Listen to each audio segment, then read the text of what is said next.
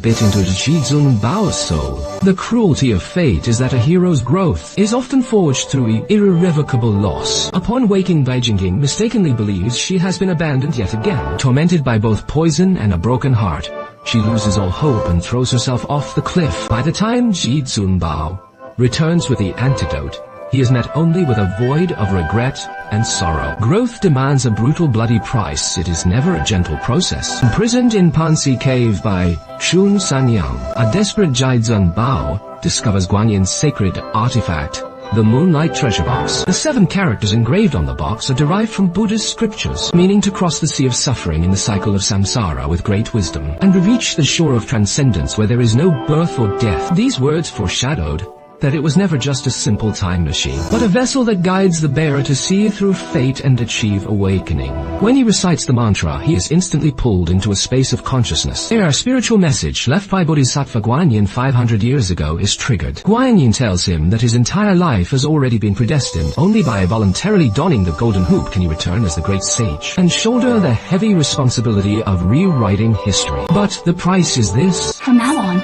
all worldly affairs shall no longer concern you. No more earthly desires or lingering attachments. You must devote yourself to the Buddha. You have not yet truly become Sun Wukong and transcended the world. This is because you have yet to meet the person who will give you the 3 moles. This warning set the stage for his impending tragedy. Meanwhile, Bai Jingjing, revived by the bull demon, King returns to the Silk Cave, but she mistakes the child of Chun Sen Xinyan and the second master for her own. With Zhi Zunbao heartbroken, she takes her own life. Witnessing the tragedy, the returning Zhi Zunbao activates the Moonlight Treasure Box, traveling back through time repeatedly in a desperate attempt to save his love. But each time he is a fraction of a second too late, as if fate were mocking him. In his final attempt, just as he is about to succeed, his cry of "my wife" causes Bai Jingjing to hesitate. Ultimately, both of them perish at the hands of the Bull Demon King. Once more,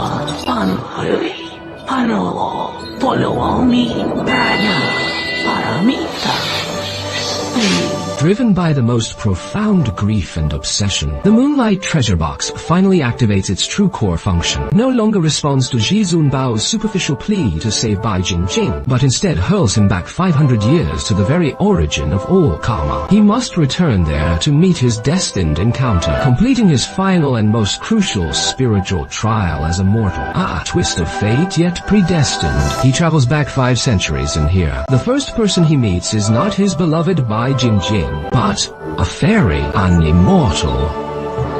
A demon. Thank you. She arrives alone on her mount in robes whiter than snow, holding the Ziqing sword as she declares, Everything on this mountain belongs to me now, and that includes you. Where? She is the wick from the Buddha's altar lamp, Sixia Fairy, with a light brand on the soles of his feet. The 3 moles, the mark of Sun Wukong's awakening, finally appear.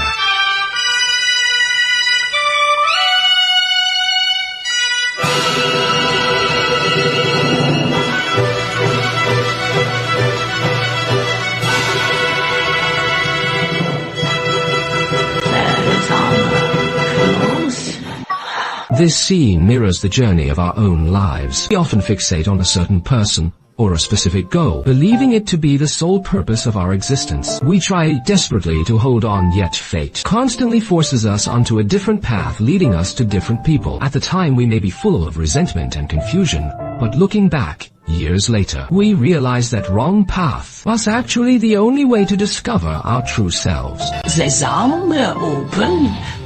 Zhi Zunbao initially approaches Sixia with a purely utilitarian motive: retrieve the Moonlight Treasure Box and return to the future to save Bai Jingjing. He plays the sycophant with silver-tongued words, unaware that a deeper bond is quietly blossoming between them. Let's tie our hands together. We'll find out tonight.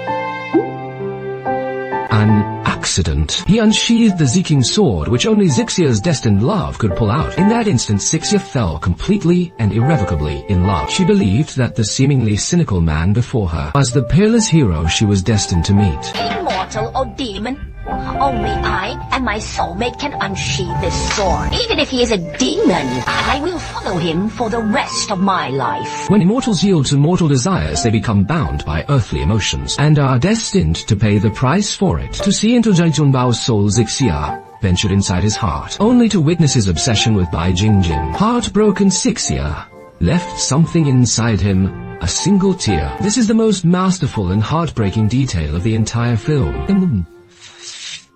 Sixia's love is wholehearted and unconditional. She is like that person we all met in our youth, loving so purely, so recklessly, believing so firmly in destiny, believing that her beloved is a peerless hero. Then Ji Cunbao witnessed the historic moment of Guan Yin subduing Sun Wukong. But this timeline had already been altered by his intervention. Instead of sacrificing himself, Tang Seng was sucked into the moonlight treasure box along with him. Ji Cunbao was forced to take up Sun Wukong's thread of fate in this timeline, continuing to play along insincerely with the Bull Demon King. When he met Zixia again, his subconsciously evasive eyes and awkward smile already betrayed the conflict in his heart, though he had yet to realize it at the Bull Demon King's wedding to trick him out of the moonlight treasure box and ensure his survival. Ji Cunbao uttered that classic lie to Zixia as she held him at sword point. Once there was a sincere love laid before me, but I did not cherish it. Only when it was gone did I feel such deep, futile regret. There is no greater pain in the world than this. If heaven would grant me another chance, I would say 3 words to that girl. I love you. If I had to set a time limit on this love, I hope it would be 10,000 years. These words were an outright lie at the time, yet they became a self-fulfilling prophecy, accurately foretelling his future state of mind. Perhaps this is life's greatest irony. The words we most wish to take back are often spoken most carelessly when we understand love the least. After a series of chaotic battles and escapes, Supreme Treasure, having fallen off a cliff, was rescued by the body triad. In his coma, he dreamt repeatedly, called out Jingjing, yet it was Zixia who appeared in every dream. While you were unconscious, you called out Jingjing 98 times. Jingjing is my wife.